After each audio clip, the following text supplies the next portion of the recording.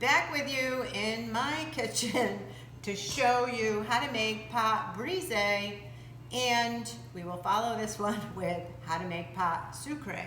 So, Pate Brisee, pretty simple. Pastry flour, salt, sugar, tossed up. You have the formula for this in your textbook. Butter, lots, cut up into bits, popped into the flour, a lot of butter, as you can see. Get rid of this. Oh, we left a little bit of sugar behind. Don't want to do that. So I'm breaking up all of these little squares of butter that I cut up. They're cold from the refrigerator. I'm going to toss them in the flour so that they're coated with flour. And then I am going to break this bits of butter down by hand in this mixture until I have what resembles coarse meal, very coarse. So the process is squeeze and keep on breaking it down. It's going to take a little bit of time, and I'll show you what it looks like when it's at the correct stage. So I'm back with you, and I want to show you I've broken this fat down quite small. There are no large bits. If they are, I'm going to break it down a little bit more. What I am going to do at this at the end, and honestly I'm not sure what the recipe says, I'm going to put the zest of a half a lemon in here, and I have the microplane in my hand. I'm going to hold the lemon with my left hand and the zester with my right hand, and I am just pulling just the outermost part of that yellow skin off this lemon. And that is because if you start to shave this lemon and you pull that white pith off, it's very bitter. So we don't want that bitterness in our pastry dough. So I'm going to do just half of it. Let's see, not quite. I can do a little bit more. And then I can use the zest of the other half for another project. And I can still use the lemon. So I've washed the lemon. Okay, so there's the zest. I'm going to tap that into the bowl. I'm going to use this fork just to kind of toss it in there and blend it. You know, there's some formulas, maybe even ours, might say to mix it in with the eggs and the water, but I didn't do that. So I'm going to make a well in the center of this bowl. Here's our little well. I've got 2 whole large eggs, which I'm cracking into this bowl. And I'm going to add 2 tablespoons of very cold water. Notice I have ice in there. 1, 2. And then I am going to give this a scramble. Break up the yolk. Scramble the egg and the water together.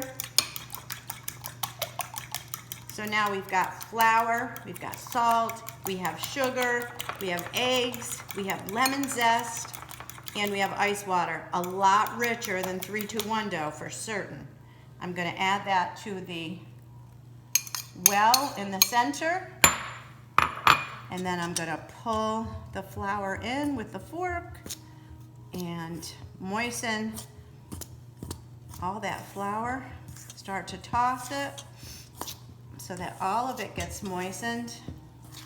You could do this in a mixer bowl with a paddle attachment if you had one, or you were doing a large batch. By hand, it's just as easy to do it, or for small batches, it's just as easy to do it by hand. So the only variable here will be the liquid. We might have to add a tiny little bit more water. I'm going to scrape this off, and I am going to get the rest of this liquid out of the bowl. A little bit more. And I'm going to turn this, kind of feeling this. I need just a little bit more water. Not a lot, just a little bit. Less than a tablespoon. Mix it up one more time. I'm going to turn it out onto the counter, and then I'm going to bring it together and knead this dough several times until it all kind of comes together. You can feel the dry getting moistened. This is a lot more kneading and mixing than regular 3-2-1 pie dough. This gets all together.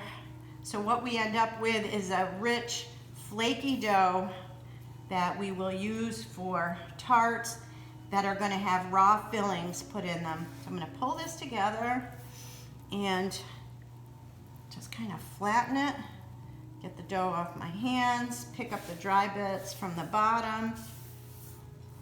My counter is impeccably clean. There we go, one last time. I think I've got this. All right, so I'm going to let you hone in real close here so that you can see what this finished dough looks like. You can still see bits of butter in the dough, and that's what is going to make this dough tender, and it's also going to make it delicious. I'm going to take this dough, flatten it out even more, and then I'm going to wrap this thing in plastic wrap. Now, if we were at school, we could chill it quickly in the freezer, and then that would allow the gluten to relax, and then we would sheet it on the sheeter. However, we are going to hand roll our tart dough today, so everything we're doing today is by hand, and that's how you make Pate Brisee.